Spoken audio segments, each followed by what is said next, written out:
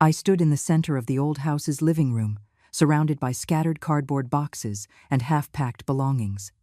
This house, our home for 30 years, held a memory in every corner. "Mom, do you want to keep this?"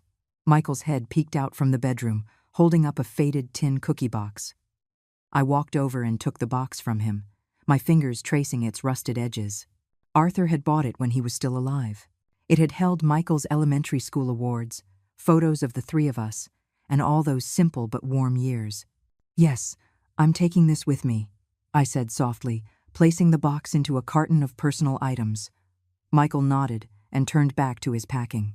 I watched his back, the little boy who once clung to me now, a slightly paunchy middle-aged man with specks of gray at the back of his head. "Grandma," Daddy said, "this is for you." My 8-year-old granddaughter, Chloe, came skipping over, holding a pink plastic cup. The cartoon print on it was peeling. I crouched down, took the cup, and stroked her soft hair. "Thank you, sweetie. Grandma loves it. Chloe, come help with your toys." The voice of my daughter-in-law, Jessica, cut through from the doorway, as sharp as a knife scraping glass. The little girl immediately turned and ran off, not even giving me time for a hug. I slowly straightened up, my knees making a protesting creak. At 66, my body, like this old house, bore the marks of time everywhere. From the kitchen, I could hear Jessica directing the moving company's workers. "Be careful with that refrigerator. The kitchen in our new place is small. Don't scratch the wallpaper." She was always like that, her rules laid down before she even arrived. I went back to my bedroom to continue packing my clothes. They had told me not to bring most of it. The new house doesn't have that much storage space. Those old pieces of furniture won't match the style. "Mom, those old antiques of yours, you should just toss them." I silently tucked a few small, meaningful items into a hidden layer of my suitcase, like a thief. "Mom, we're pretty much done." Michael came in, beads of sweat on his forehead. "Take a look and see if there's anything else you want to bring." I looked around and shook my head. "That's about it. The rest is just worthless old stuff." "All right then, let's get ready to go." Michael turned to leave. "Wait," I stopped him. "My blood pressure medication is still on the nightstand. I have to take that." Michael paused for a second. "Oh, right. Your medicine." He picked up the bottle and slipped it into his own pocket. "I'll hold on to it for now and give it to you when we get to the new place." I nodded, but a flicker of unease sparked in my heart. Why did he need to hold on to something so simple? 2 hours later, as the moving truck, fully loaded, drove away, I finally understood that feeling of unease. "Mom, here's the thing," Michael began, rubbing his hands together, his eyes darting away, unable to meet mine. "The new apartment is on the 3rd floor. It's not high, but going up and down the stairs won't be good for your knees. And we're so busy with work, and Chloe is a handful, we're worried we won't be able to take good care of you." Jessica, right on cue, handed me a plastic bag. Inside were a few takeout containers and some old clothes. "Mom, these are the leftovers from dinner last night. You can just heat them up. I can't fit into these clothes anymore, but they'll be perfect for you to wear around the house." Her lips, painted with exquisite lipstick, curved into a perfect arc. "Your old building doesn't have an elevator, and we're afraid you'll fall in the new place. You're used to living here, you know all the neighbors. Isn't that better?" I took the bag, my fingers sinking into the cheap plastic handle. The greasy smell of day-old food wafted out, mixed with the cloying scent of Jessica's lingering perfume. "Thank you. You've both been so thoughtful."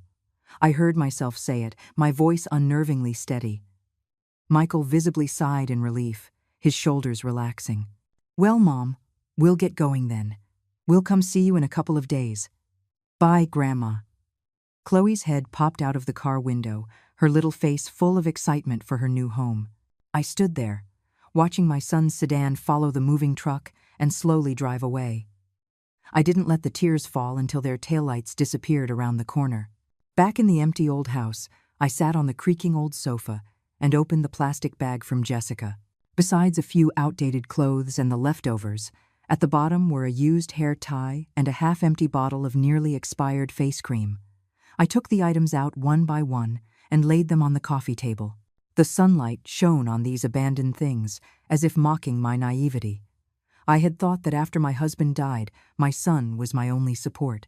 I had given everything for him, paid for his college, sold my gold jewelry for his down payment, and even offered to move into the small bedroom after he got married, just so I wouldn't disturb their life together. And now, at 66, I was left in this old house with peeling walls and rusty pipes, clutching a bag of leftovers and someone else's charity. The old grandfather clock on the table struck 6. I wiped my tears and stood up, heading for the kitchen. No matter how heartbroken I was, I still had to eat. I opened the containers Jessica had given me. A half portion of greasy, sweet and sour pork, a few pieces of cold fried chicken, and a small box of dried-out rice. I dumped the food into the trash can and took 2 eggs and a handful of green onions from the refrigerator. For the first time in 30 years, I was cooking a meal just for myself. The pipe was leaking again. I was crouched under the kitchen sink, trying to stop the constantly dripping joint with a rag. Cold water trickled onto my wrist, flowing down the wrinkles and into my sleeve. This was the 3rd time this week. The pipes in the old house were like an old person's veins, full of problems. "Eleanor, are you home?" A familiar voice called from outside. I struggled out from under the cabinet, patting the dust off my pajamas. "I'm here, Linda." Linda, a worker from the community center, pushed the door open, holding a stack of forms. She was in her early 50s, with short hair, and always wore the red vest with the community center's logo. "Oh my, are you fixing the pipes yourself again?" Linda's eyes immediately noticed my wet sleeve. "How many times have I told you? For this kind of work, just call building maintenance." I poured her a cup of tea. "The maintenance fees went up. If I can fix it myself, I do." Linda shook her head and took a thermos out of her bag. "My family made dumplings. I brought some for you." She looked around, her gaze sweeping over the empty living room and the half-eaten bowl of instant noodles on the dining table. "Has your son come to see you recently?" "He called last week." I told a small lie. In reality, Michael hadn't contacted me in 3 weeks. Linda sighed and pulled a few sheets from her stack of forms. "Eleanor, the community center has a new assistance program for seniors living alone. We can arrange for a volunteer to come help you with cleaning and grocery shopping every week, and there are free health checkups." I took the forms, the tiny print blurring before my presbyopic eyes. I knew Linda meant well, but accepting this meant officially admitting I was a destitute, solitary old woman in need of social assistance. "I'll take a look at them. Thank you." I placed the forms on the coffee table, next to a photo of Michael from elementary school. Linda didn't push. Instead, she started chatting about recent news in the community. "Oh, by the way, the senior center is having a health lecture next week. They're offering free haircuts afterward. You should come." After seeing Linda off, I returned to the leaking pipe. This time, I found a rubber band and tied the rag tightly around the joint. Watching the dripping slow to a stop, I felt a ridiculous sense of accomplishment. This was my life now, 66 years old, alone, accompanied by a leaky pipe and an empty room. The next day, I went to the community center after all. Not for the health lecture, but because the house was just too quiet, so quiet I could hear my own heartbeat. The center was livelier than I expected. About 20 seniors were sitting in folding chairs, listening to a young doctor explain how to prevent osteoporosis. I quietly found a seat in the back row. "Is anyone sitting here?" a gentle female voice asked. I looked up and saw a woman with graying hair, wearing a light blue blouse, standing beside me. She looked about my age but had an elegant air, and she was holding a copy of Pride and Prejudice. "No, please, have a seat." I moved over a bit. After the lecture, the woman, who introduced herself as Clara Davis, struck up a conversation with me. It turned out she was a retired English teacher, also living alone since her husband passed away, in the neighboring complex.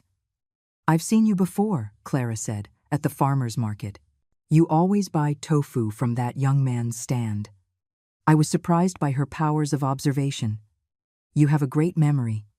"Occupational hazard," she said with a smile, pointing to her temple. "After 30 years of teaching, you get good at remembering students' names."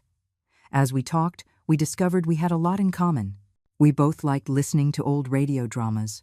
Both had a habit of drinking a glass of warm salt water in the morning. Both had lost our husbands, and both had a child who was married and had their own family. My daughter is in Canada, Clara said, her eyes dimming for a moment. She hasn't been back in 3 years, says she's too busy with work. I suddenly felt that my situation wasn't so tragic after all. At least Michael was in the same city, even if he didn't visit often. Do you know how to sew? Clara suddenly asked. I have a dress that's too big in the waist. I'd like to have it taken in. A little, I said, thinking of the days when I used to make clothes for Michael. I used to make all our family's clothes myself. Clara's eyes lit up. That's wonderful. The community center is starting a craft class next week, and they're looking for an experienced teacher. And just like that, I inexplicably became the consultant for the community craft class. On the way home, my steps were much lighter than when I'd arrived. Just as I put the key in the lock, my phone rang. It was Michael. Mom, how have you been? My son's voice sounded exhausted. I'm doing well, I said, leaning against the doorframe. I went to the community center today and made a new friend. There was a few seconds of silence on the other end. That's good. Jessica and I have been busy with work, and Chloe just started a new tutoring program. It's okay. You do what you need to do, I said calmly, already used to his excuses. By the way, Michael suddenly lowered his voice. I'll try to come over tomorrow around noon. I have something to drop off for you. The next day at noon, Michael did show up, carrying 2 bags of fruit and a case of milk. He was in a suit, sweat beading on his forehead, clearly having come straight from the office. Mom, this is for you. He handed me an envelope. I felt it. It was probably cash. You don't have to. I have my pension, I said, trying to give it back. Michael held my hand down. Just take it, Mom. Consider it. Consider it last month's support payment. The phrase stung me. Support payment? As if I were a legal burden he was required to provide for, not his mother. Come in and sit for a while. I changed the subject. I'll make you a bowl of noodles. Michael looked at his watch. I can't, Mom. I have a meeting this afternoon. His gaze swept over the sewing supplies piled in the corner. What's all this? It's for the community craft class, I explained. I'm helping some neighbors alter their clothes. A complex expression flickered across my son's face, something like surprise or maybe guilt. You should take care of yourself. Don't work too hard. After Michael left, I opened the envelope. $2,000. It was double the amount he usually gave me. Why? A guilty conscience? Or? I shook my head, not wanting to think too deeply about it. As I put the money in a drawer, I noticed a line of small text on the back of the envelope. Mom, I'm sorry. The handwriting was messy, as if written in a hurry. That night, for the first time in a long time, I slept well. In my dream, there were no leaking pipes, no empty rooms, just the whirring of my sewing machine from my younger days and Michael's smiling face as he twirled around in the clothes I had made for him. Eleanor, do you think you can alter this collar? I put on my reading glasses and carefully examined the dark blue chipao that Clara had brought. The material was high-quality silk, but the collar was badly worn. I can fix it, I said, feeling the fabric. I can remove the collar and change it to a scoop neck, then add a thin bronze-colored trim. Clara sighed in relief. That's wonderful. This is what I wore for my wedding. I couldn't bear to throw it away. We were sitting in the craft area of the community center, surrounded by a few other seniors who also enjoyed sewing. Since joining the group 2 weeks ago, I had been coming almost every day. This place had become my second home. I heard the old downtown district is going to be demolished. Patty from next door suddenly whispered. My daughter said she saw the development plans. My hand trembled, and the needle pricked my index finger. A drop of blood welled up and fell onto the kipao. I quickly wiped it away with a damp tissue. Is that true? Clara asked. Our area? Patty nodded mysteriously. They're going to build a commercial complex. The compensation payout is going to be this much. She made a 6 gesture with her hand. 600,000? 6 million? I didn't ask, but my heart suddenly started beating faster. The old house had been assigned to Arthur's work unit back in the day. We bought it during the housing reform, and the title is in my name only. It's probably just a rumor, I said, feigning calm. If it's really happening, the city will post an official notice. On the way home, I walked alongside Clara. The early summer wind rustled through the sycamore trees lining the street. Eleanor. Clara suddenly called me by my first name. If they really do demolish the building, what are your plans? I was silent for a moment. I don't know. Maybe find a retirement community. I won't live with my son. I gave a bitter smile. They have their own lives. Clara didn't press further, just gently squeezed my hand. That silent comfort was more powerful than any words. When I got home, I took out the property deed and land certificate, carefully checking every page. After confirming everything was in order, I locked them in the bottom drawer of my wardrobe, under a pile of heavy wool sweaters. The next day, Michael called unexpectedly, saying he wanted to come see me. This was unusual. He normally contacted me at least 2 weeks apart. He looked terrible when he arrived, with dark circles under his eyes, and his suit was not as neat as usual. "Mom, the company is having layoffs," he said, getting straight to the point. "I might be on the list." My heart tightened. What happened? "The industry is in a downturn. The company is cutting my entire department." Michael ran a hand through his hair. "Jessica doesn't know yet. She just bought a new car." I poured him a cup of tea. "Is there anything I can do to help?" Michael shook his head, his gaze sweeping over the modest living room. "Just take care of yourself." He suddenly noticed the pile of fabric and half-finished projects in the corner. "Mom, are you really taking in sewing work?" "Yes, just helping neighbors alter clothes, earning a little extra money." A hard-to-read expression crossed my son's face. "Is it tiring?" "Not at all. I actually enjoy it," I said honestly. When Michael left, he gave me another $2,000. This time there was no envelope. "No, I'm sorry," but I could feel his guilt was even deeper. A week later, late at night, my phone rang. The caller ID showed Michael's name, but when I answered, it was Jessica's shrill voice. "Mom, did Michael give you money again?" Her voice was laced with accusation. "Do you have any idea what our family's situation is right now? He's about to lose his job. Chloe's tutoring is $20,000 a semester. How can you have the nerve to take his money?" I held the phone, my body turning cold. I didn't know. "I'll give the money back tomorrow." "No need," Jessica sneered.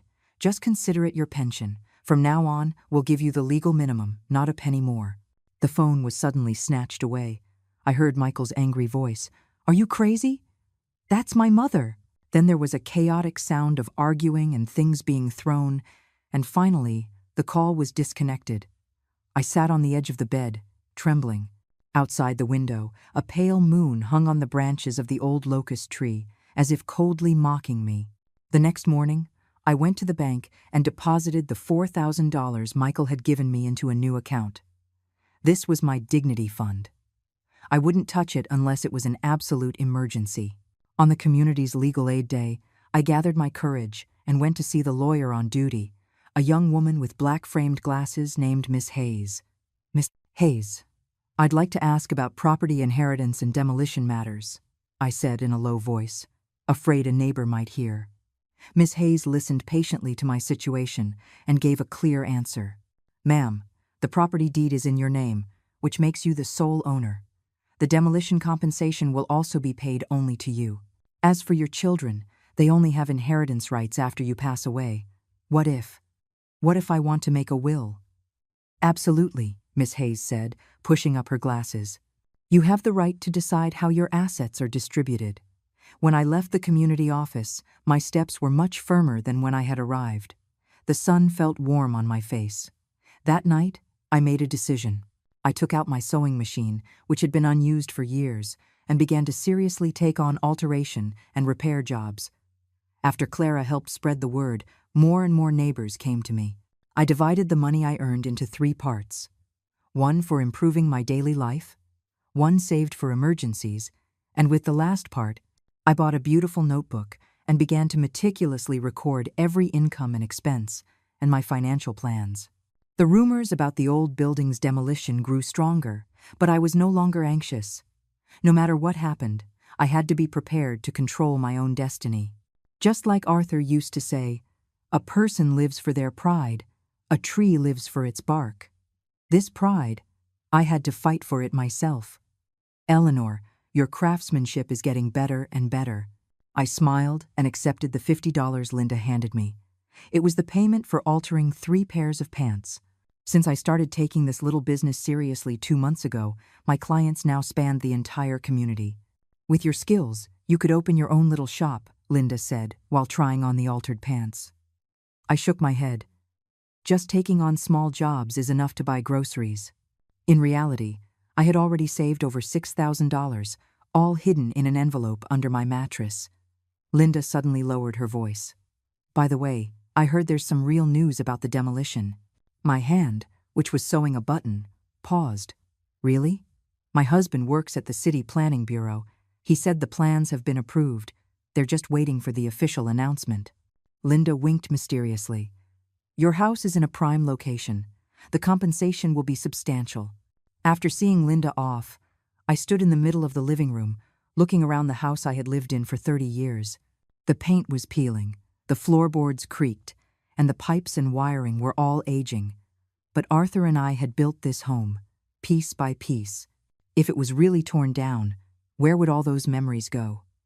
The ringing of my phone interrupted my thoughts. It was Clara. Eleanor, are you free tomorrow? I need you to come with me to a law firm. Her voice was trembling slightly. I want to make a will. The next day, at the law firm Clara had retained, I waited quietly while she finished her paperwork. The firm was located in a high-end office building downtown, with floor-to-ceiling windows overlooking the entire city skyline. All done? I asked, handing her a cup of hot tea as she came out. Clara nodded, her eyes a little red. I left everything to my daughter, though she probably doesn't care about this little bit of money. She gave a bitter smile. I have a small house in the suburbs, worth about 2 or 3 million. 2 or 3 million. The number stunned me. If my old house, as rumored, could be compensated for over $1 million, that would be the most money I had ever seen in my life. What about you? Have you thought about it? Clara asked. I shook my head. I haven't figured it out yet. In truth, I had a vague idea, but it wasn't fully formed. I needed more information, more preparation. On our way home, we passed a newly opened retirement community. It had a beautiful building, a spacious courtyard, and several seniors were practicing Tai Chi in the Sunday. The environment looks nice, Clara commented. But it's expensive. Starts at $8,000 a month. $8,000? My pension was only $3,500. Even with my sewing income, I could barely afford the lowest tier bed. But with the demolition money, a bold idea began to form in my mind. That evening, Michael called unexpectedly, his voice unusually excited. Mom, great news. I kept my job. It's a demotion, but at least I'm not unemployed. That's wonderful, I said, genuinely happy for him. Does Jessica know? There was a moment of silence on the other end. She's not too happy about the pay cut. He changed the subject. By the way, how have you been? Very well. The sewing work is picking up. Mom, Michael's voice suddenly became hesitant, I heard. I heard your neighborhood might be demolished. My heart sank. How did he know? Did he hear it from a colleague, or did he specifically ask around? It's just a rumor, I said calmly. I haven't seen an official notice. Oh. Michael was clearly disappointed. Well, if you hear anything, let me know right away. After hanging up, I stood by the window, looking at the old locust tree under the moonlight. Its shadow, cast on the wall, looked like a hand reaching out for me. Michael's sudden interest in the demolition. Was it for me or for the money? I didn't want to think about it, but a defensive wall was already being built in my heart. The next day, I went to the city government's public notice board and, sure enough, saw the redevelopment plan for our area. While it wasn't the final demolition announcement, the plan clearly marked the land for commercial and financial use. Back home, I took out all my property documents and photographed each one, page by page. Then I went to the bank and set up online banking and text message alerts. Finally, I contacted the lawyer Clara had recommended and scheduled a consultation for the following week. After doing all this, I sat at my desk and opened the notebook where I recorded my finances. On the last page, I wrote a title, My Decision, and then listed several points. 1. Keep property deed and land certificate safe. 2. Make a will. 3. Donate the majority to the community retirement home, leave a small portion for myself. 4. Do not tell Michael beforehand. After writing, I stared at the words for a long time, then closed the notebook and locked it in the drawer. Outside the window, the cicadas of summer chirped endlessly. The leaves of the old locust tree swayed gently in the wind, as if nodding in agreement with my decision. The day the official notice was posted, the entire neighborhood was buzzing. I was helping my neighbor, Mrs. Gable, alter a coat when her granddaughter ran in, flustered. "Grandma, Eleanor, they posted the notice. It's really happening." My hand trembled, and the scissors almost fell. Mrs. Gable reacted even faster than I did, pulling me toward the community notice board. A crowd of 20 or 30 people had already gathered, chattering excitedly. I squeezed to the front. The notice, in black and white, was right there. In order to implement the city's master plan, with the approval of the municipal government, it has been decided to carry out urban renewal in the so-and-so district.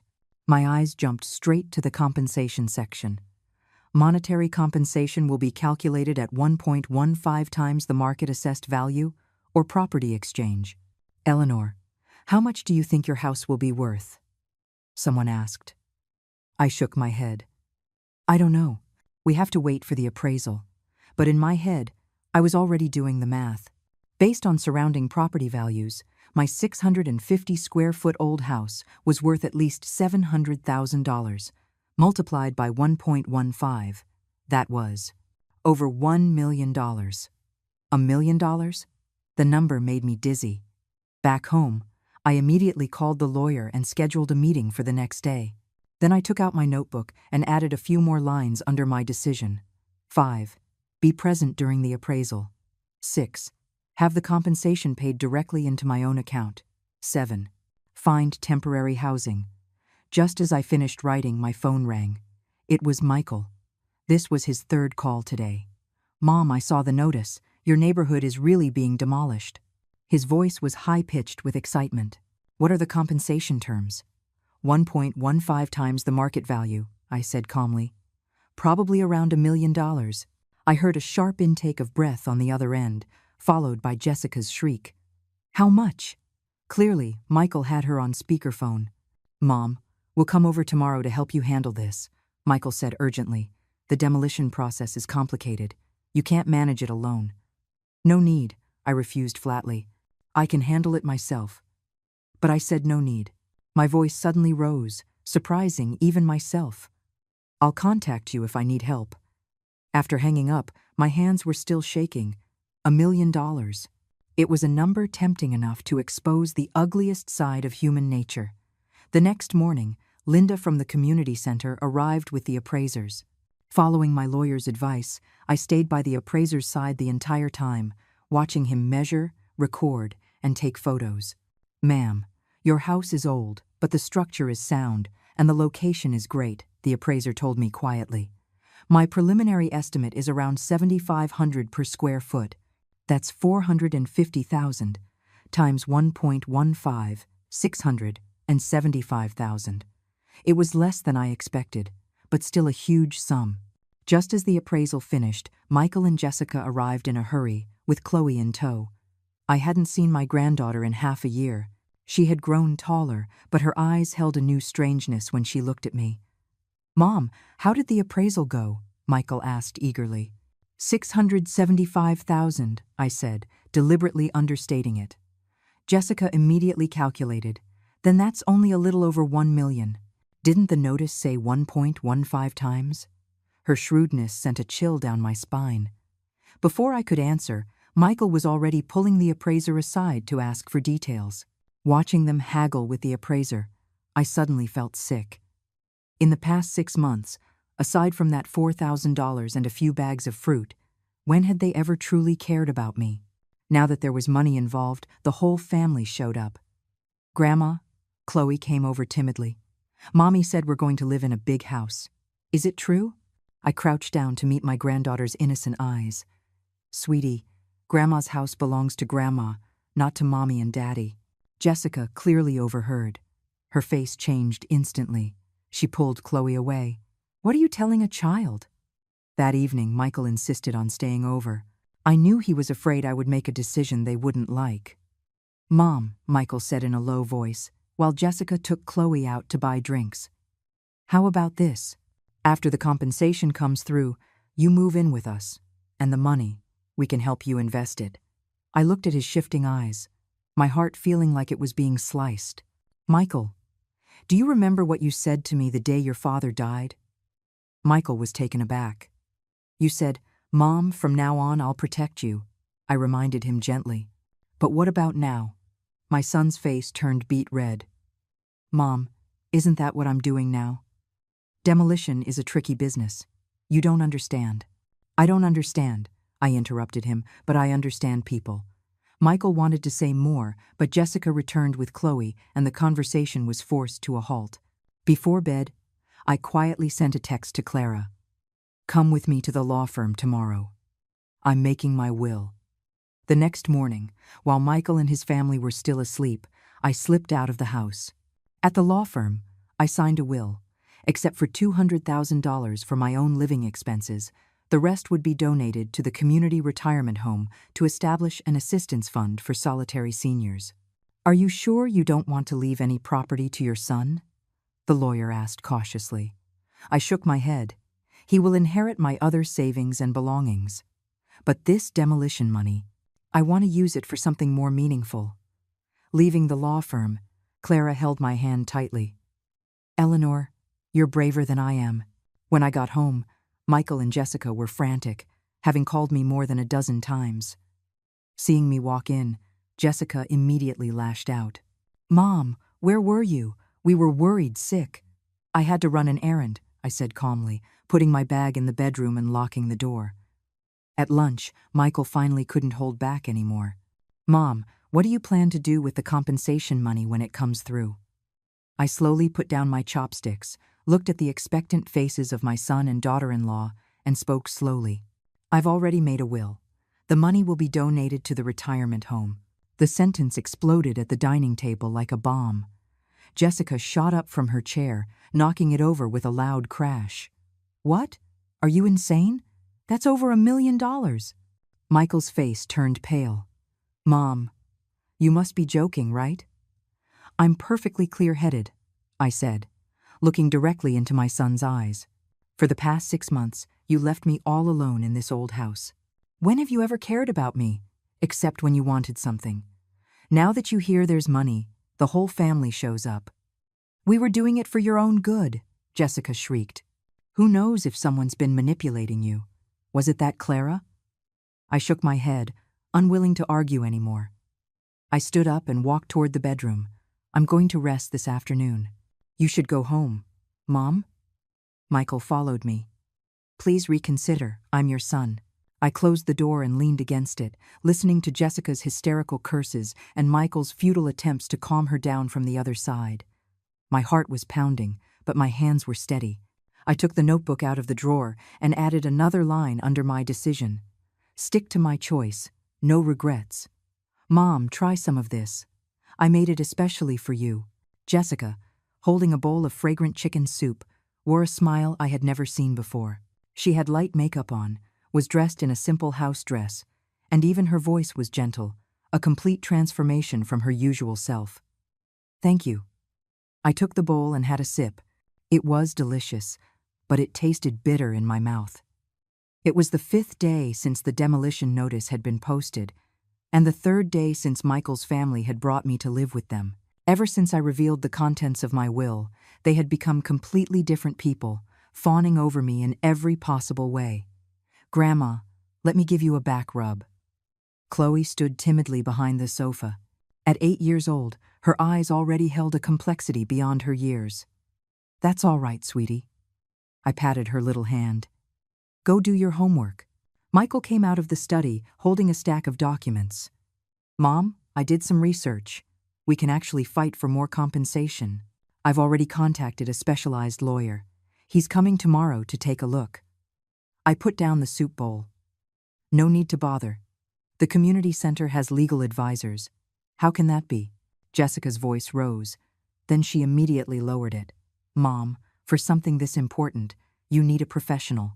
This lawyer, Mr. King, is very experienced in demolition cases, and his fees aren't expensive. Not expensive? I thought with a silent sneer.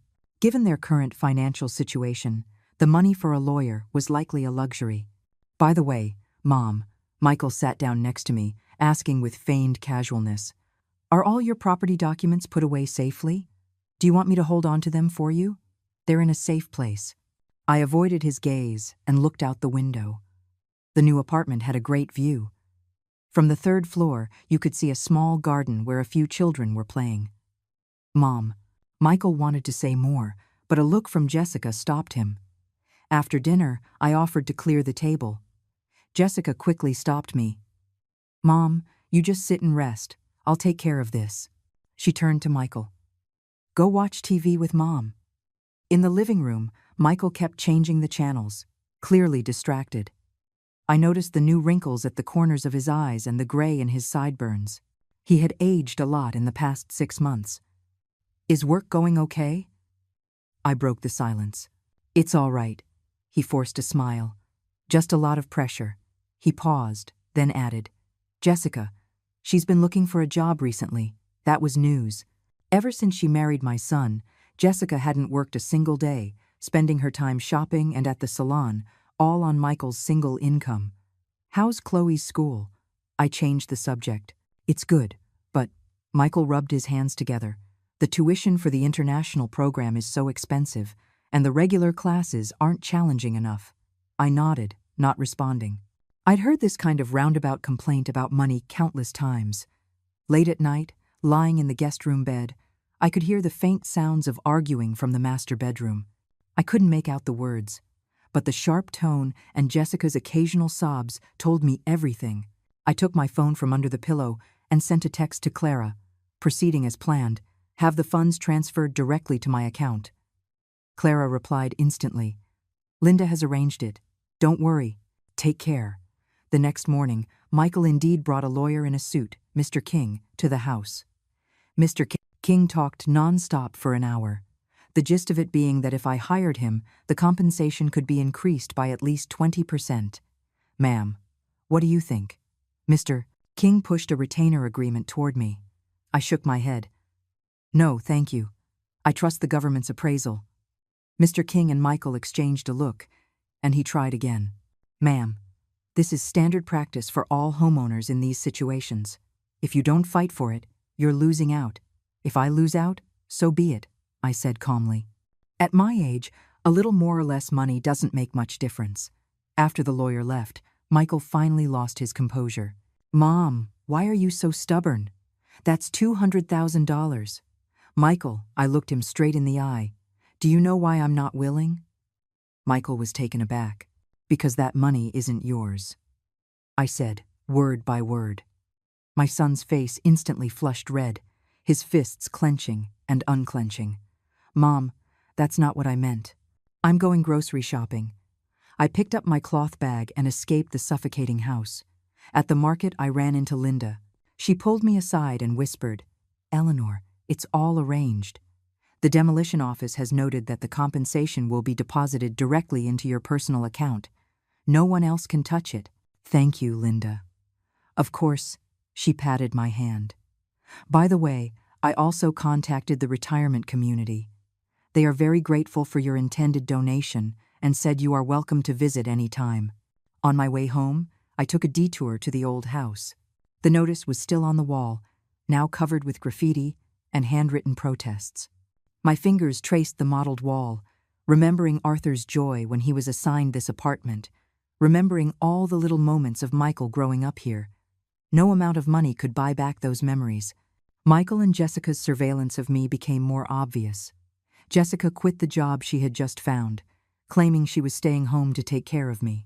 Chloe would stick to me after school, asking all sorts of questions, and Michael would come home on time every day, no longer working overtime or going out. This kind of care was more suffocating than neglect. The day the compensation agreement arrived, the whole family was waiting in the living room.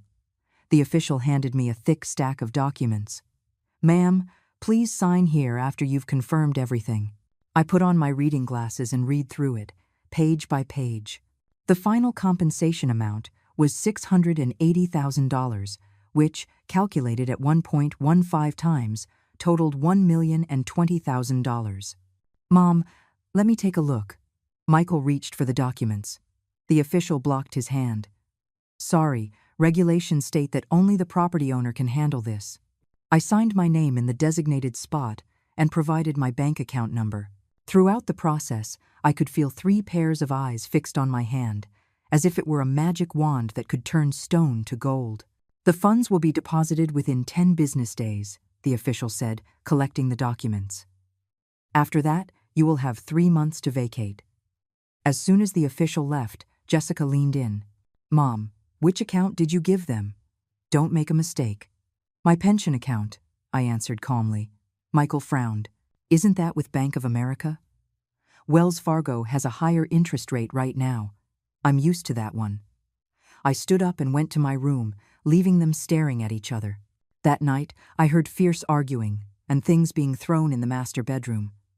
The next morning at breakfast, Michael's eyes were bloodshot, and Jessica didn't show up at all. "Mom," Michael's voice was hoarse. "We need to talk." I put down my chopsticks. "Go ahead." "I know you're angry with us," he said with difficulty. "But this past half year, we've had our struggles too. I've been under a lot of pressure at work. Jessica couldn't adjust to the workplace. Chloe's education costs are high. So?" I asked calmly.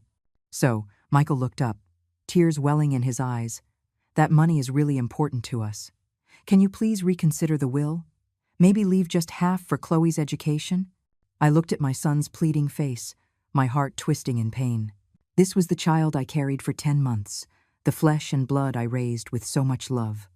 For a moment, I almost softened. But then, I remembered the bag of leftovers, the empty old house, and all the loneliness and hardship I had faced alone for the past 6 months. "Michael," I said softly, "the money is mine. How I use it is my freedom, just like your money is your freedom." Michael's face turned ashen. "Mom, are you really going to be this heartless?" "It's not me being heartless." I shook my head. "It was you who treated me like an outsider first." The words were like a knife, completely severing the last thread of warmth between us. Michael shot up, the chair screeching against the floor. "Fine. Fine." His voice trembled. "Then don't live here anymore. Go wherever you want." I calmly stood up, went back to the guest room, and started packing. There wasn't much to pack. I had only brought a small bag. Half an hour later, I walked out of the guest room with my bag. Michael was standing at the door, seemingly surprised that I was actually leaving. "Mom, I'm moving back to the old house," I interrupted him. "I have some things to sort out before the demolition."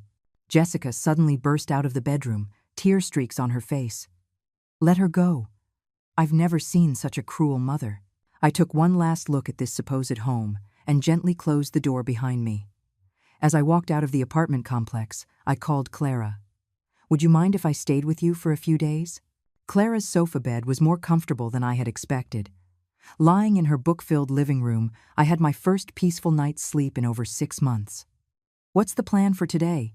At breakfast, Clara handed me a glass of freshly made soy milk. "I'm going to the retirement community," I said, opening my notebook. "Linda scheduled a meeting with the director at 10. Clara nodded. "I'll go with you."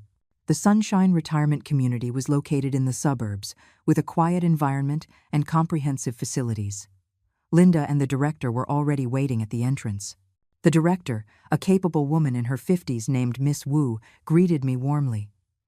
"Eleanor, I've heard so much about you," she said, shaking my hand. "Linda has told me everything. We are so moved by your generosity." We toured the entire facility. The independent living section was like a small apartment complex, with kitchens and bathrooms. The medical wing had a doctor on duty 24 hours a day, and the activity center had a library, a game room, and a craft room. Several seniors were basking in the sun in the courtyard, all looking well. "What we value most here is respecting the autonomy of our residents," Miss Wu emphasized. "As long as you are able, what you eat, What you wear and what you do is entirely up to you. After the tour, we sat down in the conference room. Miss Wu presented a donation agreement. As per your request, the donated funds will establish an assistance fund for solitary seniors, specifically for those with no children or whose children are not providing support. I read the agreement carefully and signed it after confirming everything was correct. Miss Wu's eyes grew moist. Eleanor, on behalf of all the future beneficiaries, I thank you. Don't mention it. I shook my head. I just hope the money is used for those who truly need it. Before I left, Miss Wu introduced me to the fund's first beneficiary, 86-year-old Mrs. Miller. Her only son had lost contact after moving abroad years ago, and she was living on a meager welfare check. Thank you so much, Mrs. Miller said, her trembling hand holding mine. This old body of mine finally has a place to rest. Looking at the tears shimmering in her clouded eyes, I suddenly knew my decision was the right one. Back at Clara's house, I found over a dozen missed calls on my phone, all from Michael. Just as I was about to call back, the phone rang again. Mom, where are you? Michael's voice was full of anxiety. I went to the old house to look for you, but the neighbors said you hadn't come back. I'm at a friend's house. Which friend? Give me the address. I'll come pick you up. No need, I said calmly. I'm fine. There was a few seconds of silence on the other end. Mom, I was wrong yesterday. Please come back. Let's talk things over. Talk about what? About how to divide my demolition money. Michael's breathing became heavy. Mom, do you have to be like this? I am your son. If you still see me as your mother, I took a deep breath, then respect my decision. I hung up, my hand shaking so much I could barely hold the phone. Clara silently handed me a cup of hot tea without asking a single question. 3 days later, the compensation money arrived. The text alert chimed while I was sorting through old belongings at the house. Staring at the long string of numbers, I felt surprisingly calm. I transferred $820,000 to the retirement community, keeping $200,000 for myself. After the transfer was complete, I took a screenshot of the balance and sent it to Michael with a message. The money has been taken care of. Don't worry. 10 minutes later, Michael's call came. I hesitated for a moment, then answered. Mom, did you really donate the money? His voice was distorted with anger. $820,000? You just gave it away to strangers? They're not strangers. They're seniors who need more help. Then what about me? What about Chloe? What are we? Michael was practically shouting. I was silent for a moment. Before the demolition, you can come to the old house and take some mementos. A loud bang came from the other end, like a fist hitting a table. Fine, we'll be right there. In less than half an hour, Michael's family arrived, fuming. Jessica's eyes were red and swollen. As soon as she entered, she demanded shrilly, Mom, how could you do this? That was our money. It's not yours. I corrected her. It's mine. Are you crazy? Jessica waved her arms hysterically. What did that retirement home tell you to bewitch you? Was it that Clara? I'm going to sue them for defrauding a senior. Jessica, I raised my voice. This was my own decision. It has nothing to do with anyone else. Michael paced around the room, then suddenly grabbed a photo frame from the table. It was a picture of him and Arthur. Fine, you want to be cruel, right? Then you don't care about this either. He made a motion as if to smash it. Go ahead, I said calmly. Things are dead. Memories are alive. Michael's hand froze in midair. He finally threw the frame onto the sofa with force. He was panting, pacing back and forth in the small living room like a caged animal. Mom? He suddenly stopped, his voice dangerously low. Where's your phone? What for? Let me see it. He lunged forward, snatched my bag, and took out my phone. Michael, what are you doing? I tried to get it back, but Jessica blocked me. Michael skillfully unlocked the phone. He remembered my password. After scrolling for a moment, he let out a cold laugh. I knew it. He held the screen up to my face. What's this? Huh? A will, donating all your assets to the retirement home, even the things in this old house. You're so generous. I stood up straight. I have the right to decide what to do with my own property. Property? Michael sneered. After you die, all of it will naturally be mine. That's the law. That's why I made a will. To change the inheritance rights. That sentence completely enraged Michael. His face was twisted beyond recognition. You old, he spat. You should have been in a nursing home long ago, instead of being a burden to your family. Michael, I shouted sharply, watch your words. Words? He sneered. Do you even deserve to be a mother? If Dad were alive and saw how you're treating me, he'd die of anger. The words stabbed me like a knife. I staggered, holding onto the table to keep from falling. Seeing my reaction, Michael seemed to have a flicker of regret, but his anger quickly took over again. Give her back the phone. We're leaving. He threw the phone to Jessica and turned to go. But Jessica didn't move. She was staring at the phone screen, her expression growing uglier. Michael, look at this. Michael went over, and they both stared at my phone. It was then I remembered I hadn't deleted my chat history with Clara from the previous night.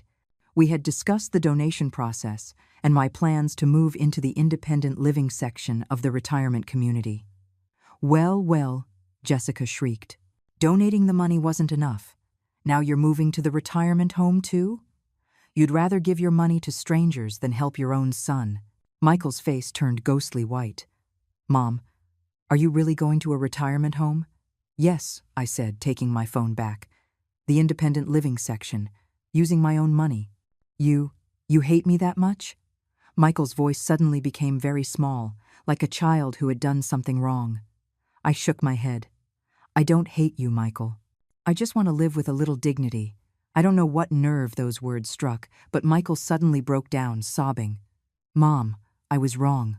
I really know I was wrong. Please don't go to the retirement home. I'm begging you. He knelt on the floor, clinging to my leg, weeping uncontrollably. Jessica stood aside, her face a mixture of emotions. Chloe was hiding by the door, too scared to come in.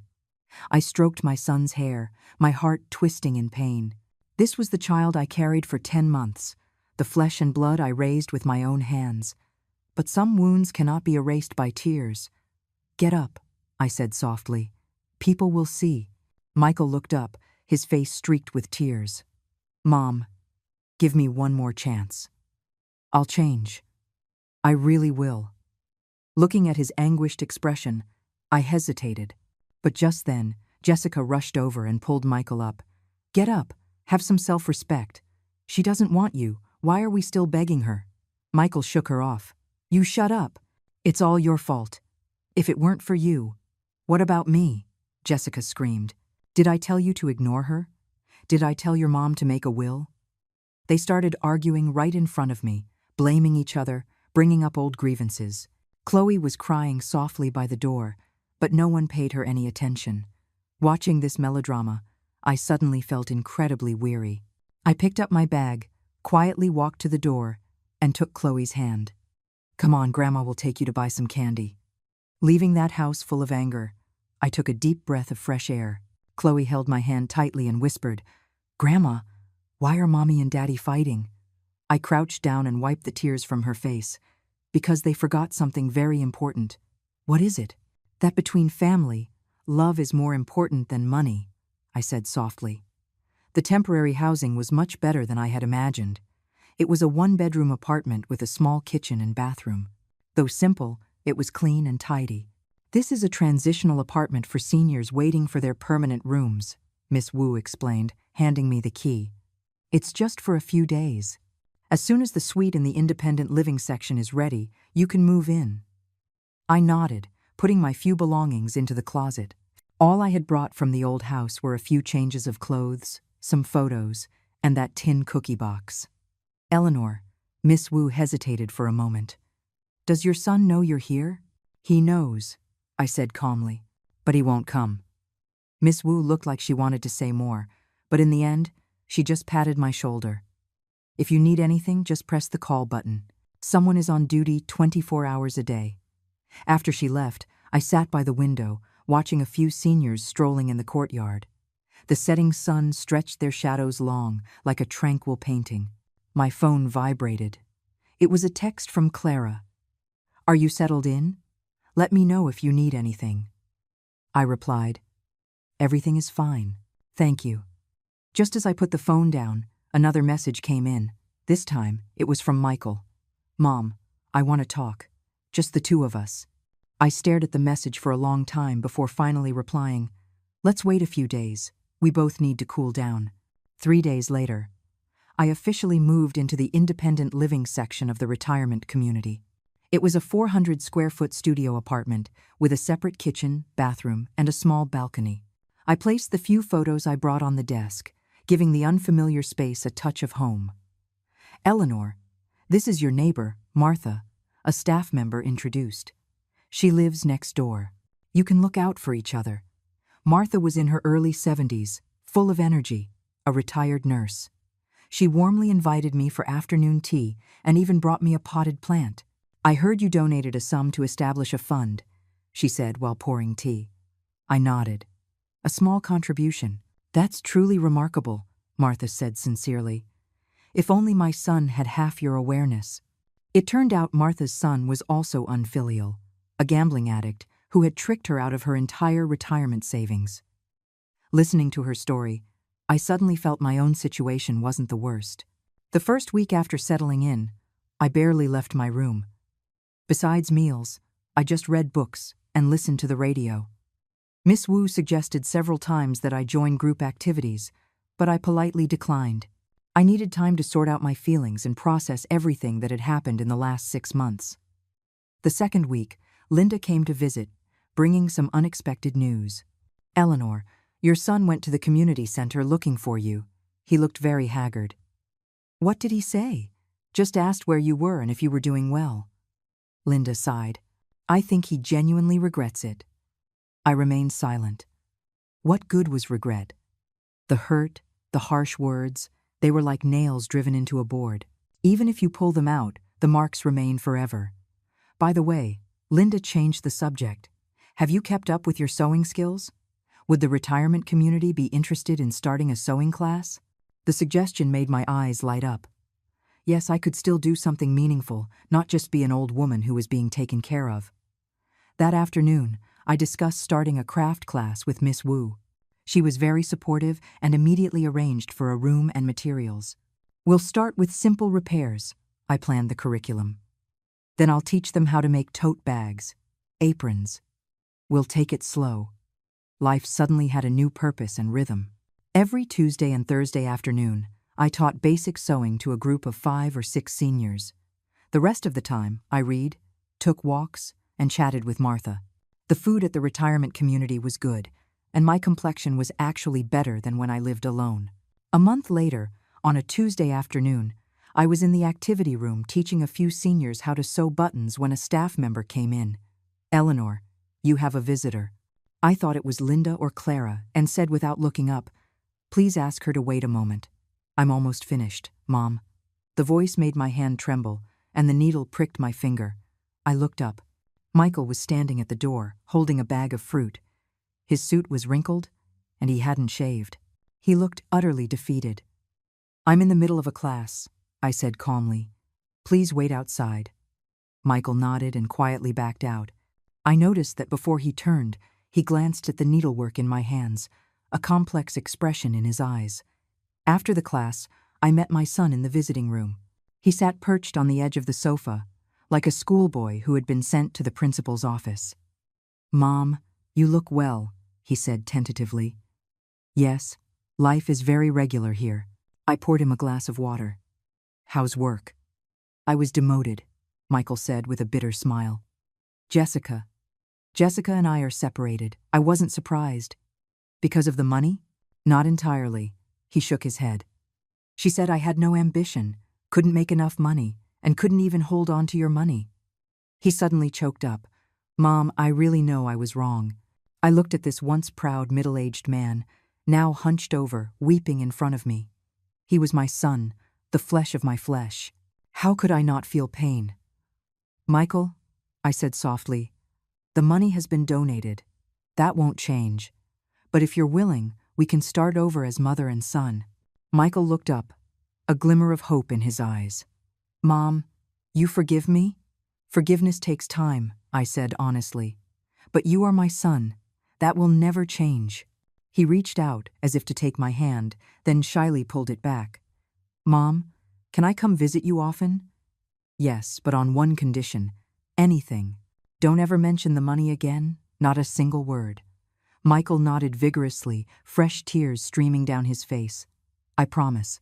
That day, I gave him a tour of the retirement community and introduced him to my neighbors and friends. Michael was reserved the whole time, but the guilt and remorse in his eyes were real. "Mom, this place is really nice," he said as he was leaving. "Much better than I imagined." "Yes," I smiled. "So you don't have to worry about me." After seeing Michael off, I stood at the entrance of the retirement community, watching his back disappear around the corner. The sun was setting, stretching his shadow long, just like the shadow of the young boy I saw at the station when he left for college. Back in my room, I opened the tin cookie box and took out one of Michael's elementary school award certificates, gently smoothing its curled edges. In the box was also an old photo of the three of us in front of the old house. Michael was only 5 or 6 then, held high by Arthur, smiling like a little sundae. I put the photo back in the box and locked it in the drawer. Some memories are worth cherishing, but not dwelling on. The next day, I proposed a new idea to Miss Wu: to use a portion of the fund to establish a family reconciliation program to help seniors with broken family ties reconnect with their children. "That's so needed." Miss Wu's eyes lit up. "Many seniors come here because of conflicts with their children." And just like that, my new life gained another layer of meaning.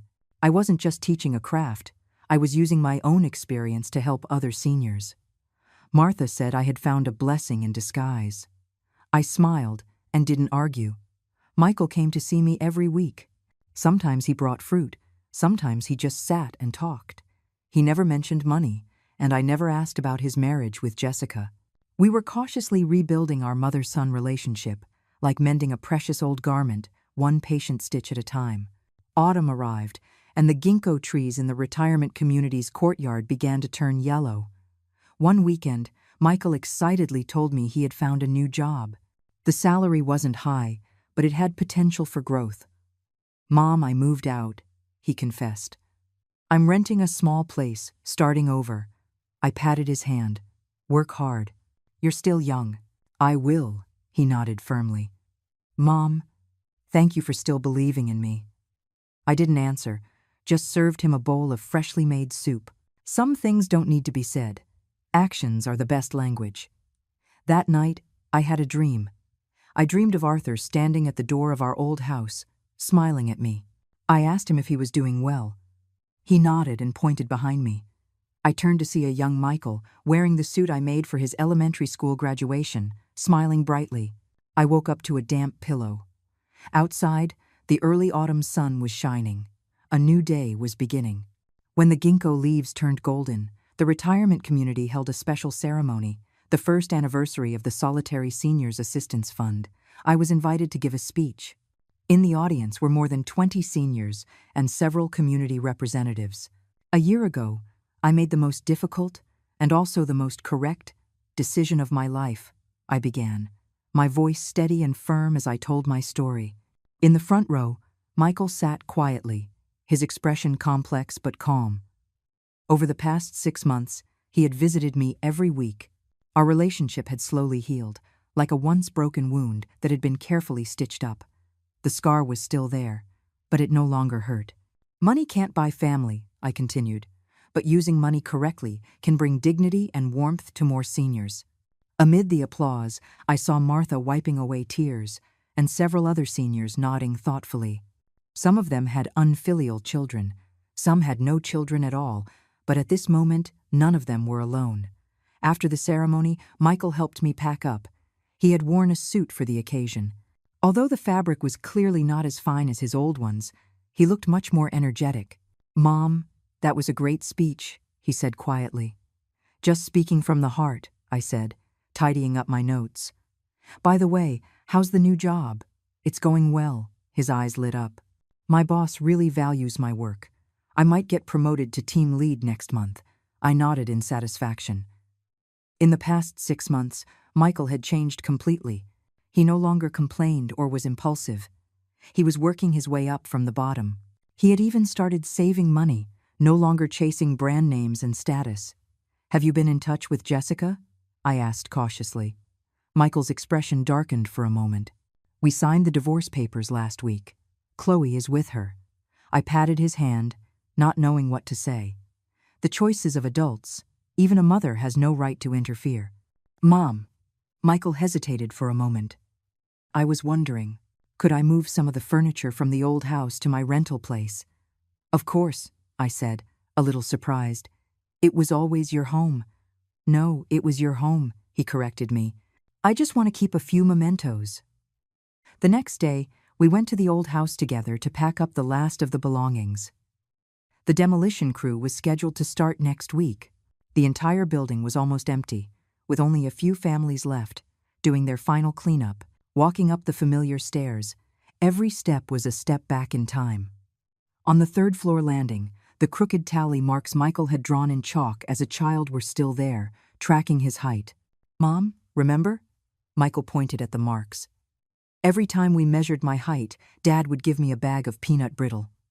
I remember, I smiled. You always complained you weren't growing fast enough, and would secretly stand on your tiptoes. We looked at each other and smiled. In that moment, time seemed to rewind. The lock on the old apartment door was a bit rusty. It took a few tries to get it open. The room was empty, except for a few pieces of furniture that couldn't be moved, and the marks on the walls that showed where life once was. I want that dining table, Michael pointed to the small square table by the kitchen, and my desk. Take them all, I said. I have no use for them anyway. We packed together, occasionally stopping to reminisce about the origin of a particular item. Michael found his elementary school notebooks. I found Arthur's old pipe. These small objects, forgotten in corners, were like time capsules, preserving our past. Mom, this. Michael pulled a photo album from the back of a bedroom drawer. It's our old family photos. You keep it, I said. Look at your father more often. He nodded solemnly and placed the album in a box. By evening, the small truck Michael had rented was half full. Before leaving, he stood in the middle of the living room, looked around, and his eyes suddenly turned red. Mom, I'm sorry, he choked out. I should have been better to you. It's all in the past, I patted his shoulder. Let's go. It's getting dark. As I locked the door to the old house for the last time, I didn't look back. Some doors, once closed, should be left behind. Autumn passed, and winter came. Life at the retirement community was peaceful and regular. My craft class became more and more popular, with even a few seniors from other communities signing up. Miss Wu suggested expanding it, and I happily agreed. Before Christmas, Michael told me some good news. He was officially promoted to department supervisor, with a 1/3 raise in salary. Mom, he said hesitantly, I was wondering, would you like to spend the new year with me at my place? I hesitated. Although our relationship had improved a lot, the thought of living under the same roof, even for a short time, made me a little anxious. Just for a few days, he added eagerly. I'm renting a 2-bedroom. You can have your own room. It's very convenient. Looking at his expectant eyes, I nodded. All right. A week before the new year, an unexpected visitor came to the retirement community. Jessica. She stood in the visiting room, her makeup flawless, but her eyes shifting. Mom, she forced a smile. Long time no see. I gestured for her to sit. What is it? I want to apologize, she said, wringing her hands. I was immature before and treated you badly. I watched her silently, waiting for her to get to the point. My divorce with Michael is final, she finally said. But Chloe misses you. Can she come see you for the new year? So that's what it was. I understood. Jessica was trying to use her daughter to mend our relationship, paving the way for potential help in the future. Chloe can visit me anytime, I said clearly. But between you and me, there's no need to force it. Jessica's expression changed, but she quickly put on a smile again. Mom, you misunderstand. I'm being sincere. Jessica, I interrupted her. I'm old, but I'm not senile. I know what kind of person you are, and you know what kind of person I am. We don't need to put on a show for each other. The smile froze on her face. A flash of annoyance crossed her eyes, but she quickly regained her composure. All right. Well, Chloe wants to visit you for the new year. I'll bring her. "She's welcome," I replied curtly. After seeing Jessica off, I stood by the window, watching her figure disappear into the snowy landscape. Some people never change, but that was okay. I had learned how to protect myself. On New Year's Day, Michael came to pick me up early. His small apartment was clean and tidy, and he had even bought new bedding for me. To my surprise, Chloe was already there. As soon as she saw me, she ran up and hugged me. "Grandma, I missed you so much." The 9-year-old girl had grown taller, but her smile was as sweet as ever. "Grandma missed you too." I stroked her hair and looked at Michael. "Your father is taking good care of you." Michael smiled shyly. "She mostly lives with Jessica. She only comes here on weekends." That New Year's Eve dinner was a happy one for the three of us. Michael clumsily made dumplings, Chloe excitedly talked about school, and I shared stories from the retirement community. For a few moments, I almost felt like we were a normal, happy family. After dinner, Chloe fell asleep, and Michael and I sat on the balcony watching the fireworks. "Mom," Michael said suddenly, "I keep thinking, if I hadn't listened to Jessica back then, if I hadn't left you alone in the old house." "There are no ifs in life," I interrupted him. "What's important is the now and the future." He nodded, silent for a moment.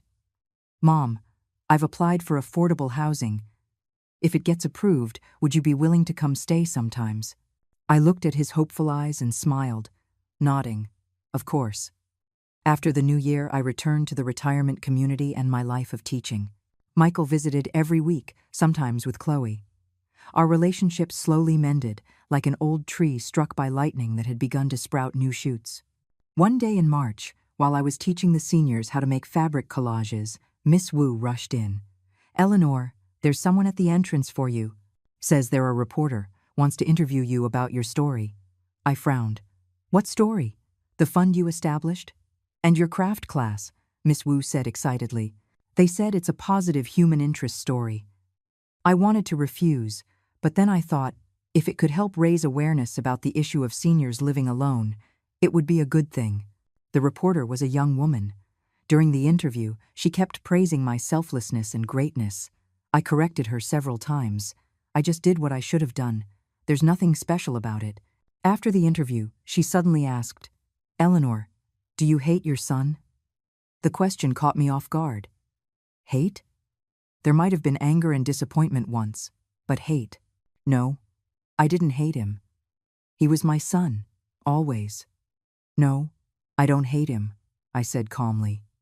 "I understand him." The reporter seemed surprised by the answer but didn't press further. When the article was published, it caused quite a stir in the community. Michael saw the newspaper and came to see me with red-rimmed eyes. "Mom, it's all in the past," I patted his hand. "Look forward." Spring came, and the garden at the retirement community was in full bloom. One weekend, Michael brought Chloe to help me plant some rose bushes. Watching my granddaughter's small hands digging earnestly in the soil, I suddenly felt that life had been good to me. Yes, I lost my old house and a part of my family, but I found a new purpose in life and regained my son's love. That's how life is. You win some, you lose some. The important thing is to maintain your dignity and kindness. That night, I had a dream. I dreamed of Arthur standing in the sunlight, smiling at me. I told him I was doing well, and our son was doing well too. He nodded and slowly disappeared into the light. When I woke up, birds were chirping outside the window. A new day had begun. I got up, washed, and prepared the materials for today's craft class. Life goes on, and I have learned how to grow old with grace.